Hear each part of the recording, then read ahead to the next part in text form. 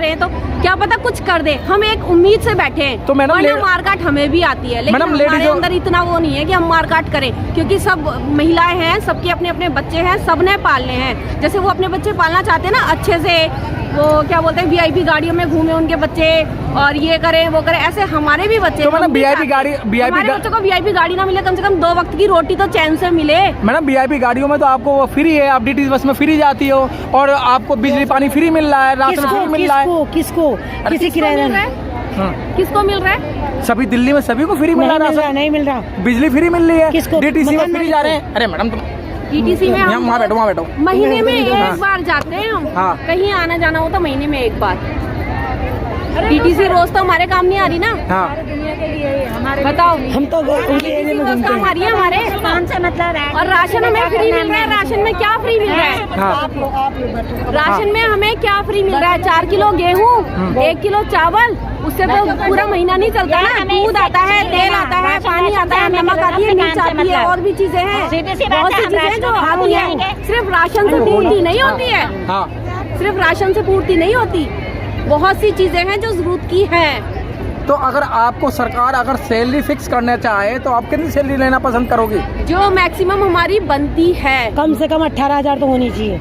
Maximum कितनी बनेगी? 18,000। ये तो कोर्ट के ऑर्डर हैं कि भाई जितना काम करोगे उतना पैसा मिलेगा, लेकिन कोर्ट की भी बात नहीं मानी जा रही है। कोर्ट वालों को बुलाओ और उन्हें हमारे संग भेजो और वो देखिए हम क्या क्या कोर्ट के हिसाब से तो काम भी तो उतना लो, काम नौकरी 24 घंटे में। कोर्ट के पहले ऑर्डर नहीं था, मैडम तो माइक दिखाओ ना। लगाया गया था। हाँ। तो बोला गया था कि जो काम करोगे मिलेगा, अपनी मर्जी से पार्ट टाइम होना तो काम करना। हाँ। सिर्फ जच्चे बच्चों को देखना। आज आप लेप्रेसी में उतार रहे हो, कोरोना काल में उतार रहे हो, घर घर जाके कोरोना काल में कौन करता है?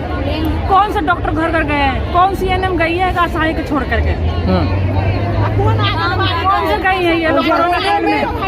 मरे हम है ना, हर घर में बच्चे हमारे घर घर बीमार पड़े हैं। कोरोना काल में हम परेशान हुए। कौन गवर्नमेंट आई पूछने के लिए, देखने के लिए जहाँ तुम बीमार हो? अरे चुप हो जाओ ना। किट तो वो नहीं दी। हाँ। कोई हमें किट नहीं दिया, कोई सुविधा नहीं दिया, कुछ नहीं दिया। किट भी नहीं दिया आपको? कुछ भी नहीं दिया हमें। मास्क वगैरह, किट वगैरह कुछ नहीं मिला, एक सैनिटाइजर तक भी नहीं मिला है। एक सैनिटाइजर भी नहीं मिलती थी। हाँ। कुछ नहीं मिला है हमें। जब 10 दिन दौड़ाएंगे, एक दिन एक मास्क दे देंगे जो लगाओ और फेंको तो उससे काम चल जाएगा हमारी। तो लेकिन मैडम आजकल तो वैक्सीन फ्री लगा रहे हैं आप लोगों के लिए। वैक्सीन तो सारी दुनिया के लग रही है, हम तो मेहनत कर रहे हैं ना, हमें मेहनत के फल चाहिए, हमें दुनिया से मतलब नहीं है। हाँ। क्या फल लेना चाहती हैं आप सरकार से? हम मेहनत कर रहे हैं, उसका फल चाहिए। क्या मेहनत कर रही हो आप? क्यों हमें शुरू से लेकर बच्चे से लेकर 16 साल तक हम सेवा कर रहे हैं बच्चे को। एक बूढ़े बुजुर्ग को, एक मोतिया बच्चे से लेकर 60 साल के बुजुर्ग तक भी हम सेवा कर रहे हैं। बच्चे से जन्म से पेट में जो आ रहे हैं तब से लेकर के, पेट में से छोड़िए, जब उनकी शादी होती है तब से हम देखरेख शुरू कर देते हैं। जो एक कपल्स की शादी होती है तब से हम देखरेख शुरू कर देते हैं। उनके घर में जाकर पता करना है कि ये प्रेग्नेंट हुई कि नहीं हुई।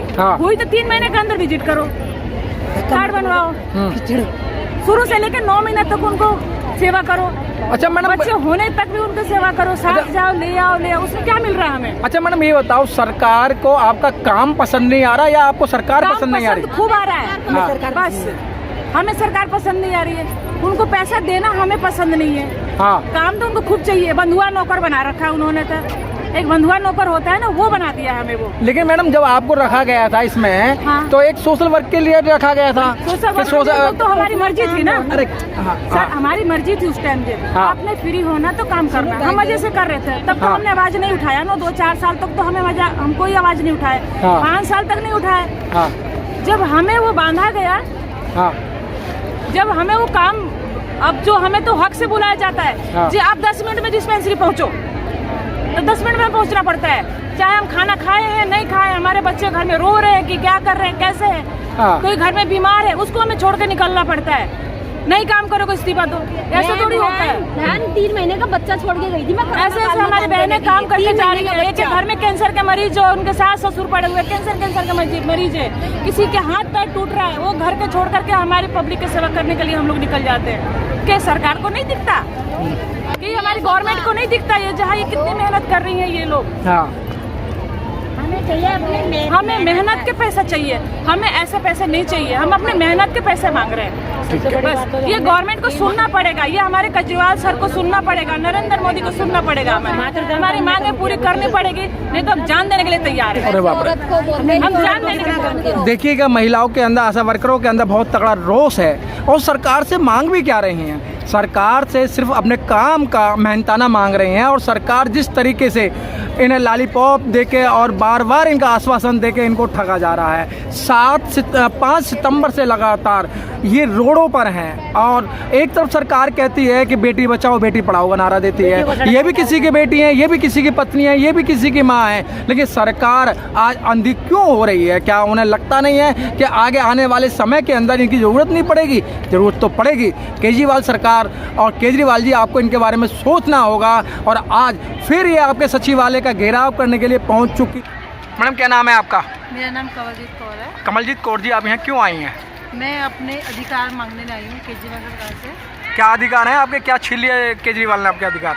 हमारे अधिकार इससे एक है कि हम हेल्थ वर्कर माने जाते हैं और फ्रंट लाइन वर्कर माने गए हैं जी। कोरोना काल में हमें फ्रंट लाइन वर्कर का पद दिया गया था, बड़े इज्जत सम्मान में हमारी की गई थी, लेकिन वो खोखली थी। ये तो मैडम, ये तो केंद्र सरकार की योजना है आशा वर्कर, और फिर दिल्ली सरकार में भी आप काम कर रहे हैं, तो ऐसा क्या कारण है कि सरकार आपकी बातों को नहीं मान रही है? हमें ऐसा है कि केंद्र सरकार से कुछ ही मिलते हैं, कुछ ही मिलता है हमें, लेकिन सारा कुछ हमें दिल्ली सरकार कुछ नहीं मिलता मैडम। पूरी केंद्र सरकार की ये योजना है, चाहे आंगनवाड़ी की बात करें, पोलियो की बात करें, आशा वर्करों की बात करें, ये टोटल जो है केंद्र सरकार की योजना है। तो उस राज्य सरकार की भी योजना है। जी।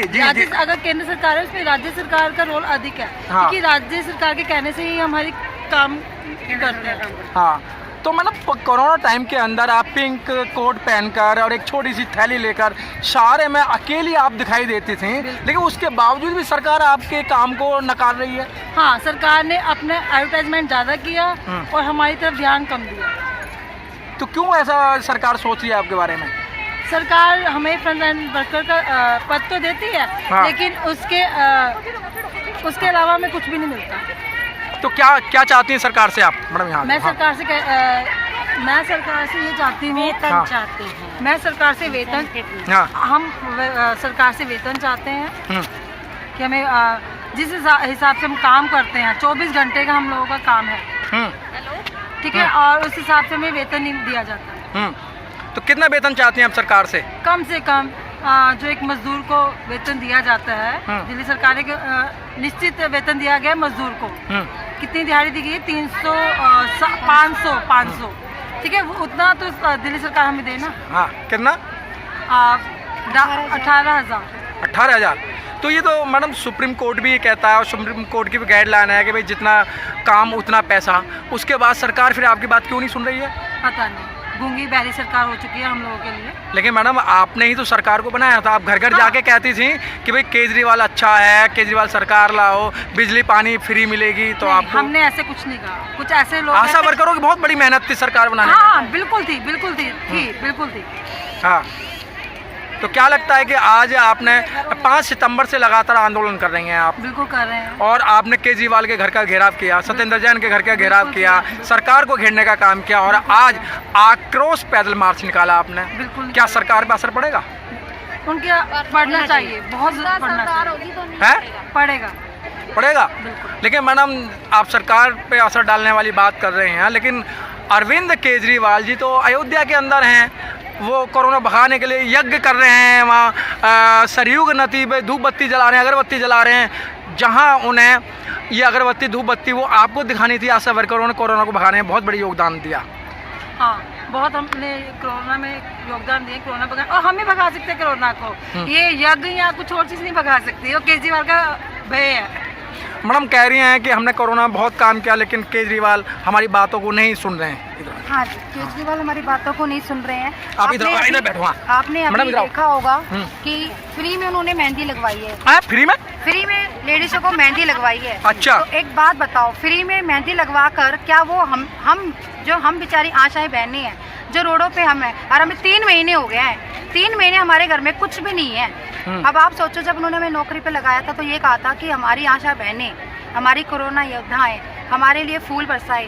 तो अब क्यों वो सोए हुए बैठे हैं? अब वो कभी यूपी चले जाते हैं जब हम उनसे बात करने आते हैं, कभी अयोध्या चले जाते हैं, क्या उन्हें हमारा दर्द समझ में नहीं आ रहा? लेकिन मैडम उत्तराखंड और उत्तर प्रदेश के अंदर और अन्य राज्यों में चुनाव है, जहाँ रैली कर रहे हैं, वहाँ कह रहे हैं हम आशा वर्करों को अगर हमारी सरकार आती है तो हम उन्हें अच्छा वेतन देंगे, उनको अच्छा इंसेंटिव देंगे। लेकिन दिल्ली के वो लालच दे रहे हैं, पर ये कोई नहीं, क्योंकि अब वोटिंग का टाइम है तो वो ये सोच रहे हैं कि ये आशाएं बहनें, आपने देखा है उत्तराखंड की आशाएं बहनें भी, और अब तो यूपी की बहनें भी बैठ चुकी हैं धरने पर, और अब हम 6,500 आशाएं हैं जो दिल्ली की हैं, जो इसी चीज़ को लेकर हम बैठी हुई हैं कि हम, अगर उन्होंने अभी भी हमारी मांगे पूरी नहीं की है तो हम जल्द अपना जो भी है हम भूख हड़ताल करेंगे और हम इस धरने से नहीं हटेंगे, क्योंकि हमारी मांगे पूरी हो ही नहीं रही है। अब हम कहाँ जाएं, हम कौन सी जगह जो हमने नहीं किया हो। आज हम दिल्ली सचिवालय पे भी आए हैं और हम यही आशा करते हैं कि वो हमारी बातों को गौर से। किससे आशा करती हैं आप?